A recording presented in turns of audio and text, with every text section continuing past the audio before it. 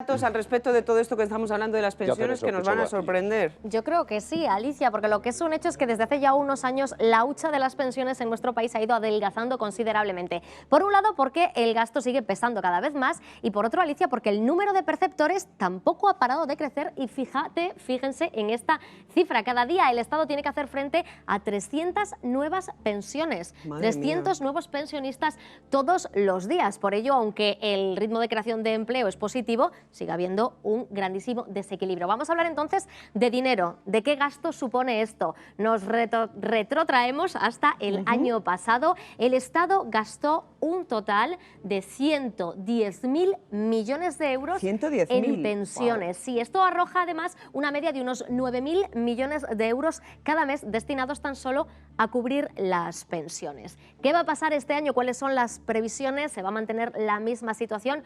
Pues lo vemos, porque se prevé que las nóminas de los pensionistas van a suponer un gasto extra de 5.000 millones de euros de las cuentas de este año con respecto a las del ejercicio anterior. Y eso solo habiendo subido el 0,25. Efectivamente. Que ni siquiera llegan a la subida del IPC. Que es lo que la gente reivindica en las calles. Obvio, claro. Bueno, Miguel Ángel.